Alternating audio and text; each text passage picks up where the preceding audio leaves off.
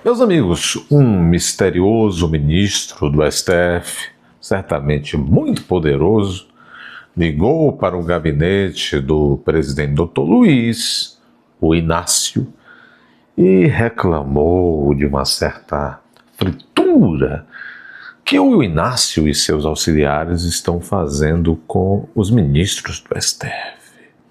No português popular, o ministro poderosão e misterioso deve ter dito: olha,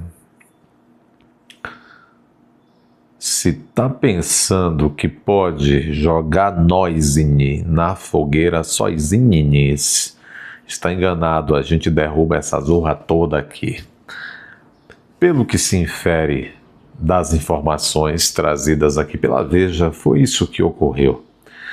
Eles estão em desabrida discórdia entre eles. O ministro do STF ligou ao gabinete de Lula para reclamar de fritura contra a corte, no caso Master. Ataques em blogs de esquerda motivaram reclamação. Recentemente, um ministro do STF, muito poderoso e muito misterioso, pegou o telefone e ligou diretamente ao gabinete de Lula. A conversa que se seguiu foi pouco amistosa.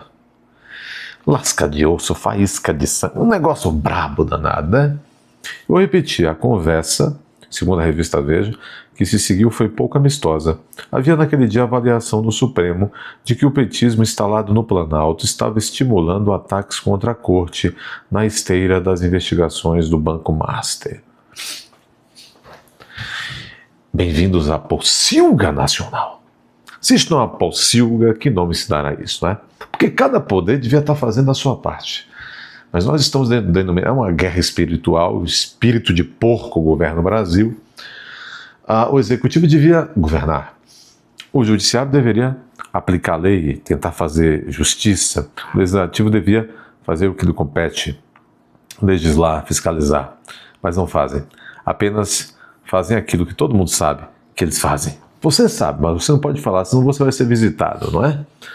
Na ligação, este ministro supremo fez questão de deixar claro que sabia quem seria, na visão dele, o responsável pelo jogo sujo visto em blogs de esquerda. O alvo em questão foi o chefe da SECOM, Sidônio Parmeira, comunistinha de quinta categoria de longa data. Se o ministro tem, de fato, alguma participação na feitura dos ministros do STF, o magistrado não provou, mas a fatura, de fato, recaiu sobre o auxiliar de Lula. Que coisa! Não faça isso, Sidônio Parmeira, você estraga tudo e a gente vai ter que comemorar, não é? Que coisa! Que coisa! Então é isso, vocês estão vendo. Um ministro do STF ligou de maneira raivosa para o gabinete do Luiz Inácio e disse: sei que tem gente aí, eu sei quem é que está fazendo jogo sujo, querendo enterrar a corte, querendo misturar a corte com o escândalo Master, e nós não vamos permitir isso, nunca, jamais vamos permitir isso, porque senão a gente enterra essa toda por aqui. Foi isso que aconteceu. Mas eles não vão dizer que foi exatamente isso, mas a revista está dizendo que foi isso, não é? Pois é.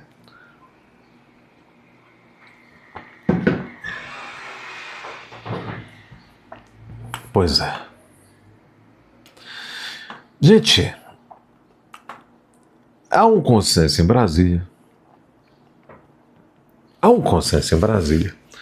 De que este caso do Banco Master, nem começou ainda. Vai respingar em gente que a gente nem imaginaria. E vai demorar, ou seja, a apuração, a fritura, a exposição. Dizem que gente vai presa.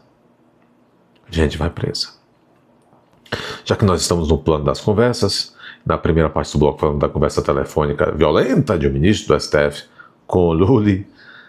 Bom, vamos continuar no plano das conversas agora, seguindo inclusive aqui com informações da mesma revista Veja, a conversa de Tarcísio de Freitas com o ministro de Lula, momentos antes da visita a Bolsonaro. Então, Tarcísio de Freitas teria conversado com o ministro de Lula.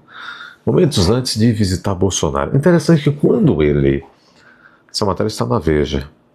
Interessante que quando o Tarcísio de Freitas desistiu, ou mandaram ele desistir, de visitar Bolsonaro na quinta passada, né? Na quinta da semana passada, ele antes ligou para Moraes para beijar a mão, para pedir desculpa. Não se sabe. Ou se sabe, e a gente imagina, na verdade, o que eles conversaram.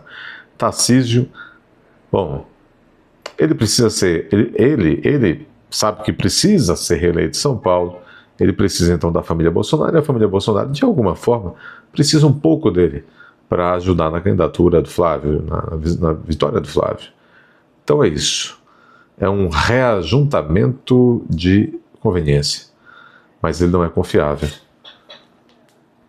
E a essa altura, todos já sabem aí, não é? Então, que o cavalo de Troia continua sendo o cavalo de Troia. Quem está falando muita bobagem ultimamente tem sido o Valdemar da Costa Neto. Isso já não é tão incomum, né? Já não é tão incomum vindo do Valdemar da Costa Neto. Vejam o que o Valdemar da Costa Neto disse, que se o Flávio só será eleito se tiver o apoio do Tarcísio, da Michelle e do Nicolas. Mas por que é que esses três membros da direita, tão leais a Bolsonaro, não apoiariam o candidato do Bolsonaro, que é o filho Flávio? Conversa atravessada do Valdemar. O que será que ele quis dizer? Mas, bom, a conversa de Tarcísio com o ministro de Lula, antes mesmo da... A conversa de Tarcísio com o ministro de Lula antes da visita a Bolsonaro. O governador de São Paulo conversou com Silvio Costa Filho, ministro de Portos e Aeroportos. Trataram de temas de interesse para o Estado paulista. Eu tenho imensa vergonha desse país. O pai desse sujeito, um gordola, o Silvio Costa, um defensor da Dilma, lembram ele? Ele era um defensor da Dilma, contra o impeachment da Dilma e tal. Veja, aí é o Silvinho, o Silvio Costa Filho, que agora é ministro de Portos e Aeroportos, sem saber de nada. Você acredita num país desse, ô Mané? Você acredita num país desse? Foi com esse sujeito que o Tarcísio de Freitas foi conversar antes de visitar o Bolsonaro. Que coisa, que coisa. Pessoal, deixa aí o like de vocês, inscrevam-se, confiram as inscrições. Se aparecer a tecla Hypar, clique na tecla Hypar. Antes disso também, quero que você comente, compartilhe, vá até a aba Seja Membro, torne-se membro deste canal. Bom, por fim, uma notícia. A Venezuela do Norte, diferente de nós aqui na Venezuela do Sul, está devagarinho voltando aos eixos do respeito à lei, à Constituição, etc. Devagarinho. Mas, por exemplo, deu largo passo.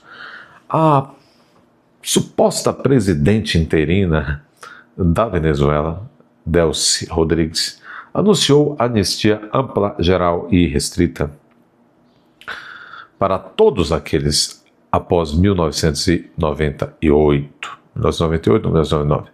Ou seja, por ordem de quem? Por ordem de Trump. Olha que diferença, hein? Agora, se você imagine, só calhordas defendendo que nada deveria ter sido feito na Venezuela. Se os Estados Unidos ficassem de braços cruzados, imagine, aquilo lá seria uma Cuba 100 anos, uma Cuba bem piorada. Muitos defendem que Trump não deveria ter feito nada, que é uma questão de soberania, que aquilo foi uma invasão da soberania e tal. Cuba está em polvorosa e com muito medo, porque sabe que pode ser a próxima, e certamente será a próxima. Existe um fator muito forte para que Cuba seja, se não a próxima em algum momento neste ano de 2026, a próxima a cair. Por quê? O fator Marco Rubio. Marco Rubio, por suposto. Muito bem. Vocês viram também que um certo auxiliar de Donald Trump, não, um certo auxiliar, ex-auxiliar, um ex-funcionário da Casa Branca, certamente do governo democrata, disse que Trump não vai apoiar Flávio Bolsonaro, que ele vai priorizar interesse lá na Colômbia, porque esse ano também tem eleição na Colômbia. Certamente o sujeito, suposto cientista político, é pago por aqueles que tomaram o Brasil de asfalto e de assalto, principalmente de assalto, não é isso? Um grande abraço.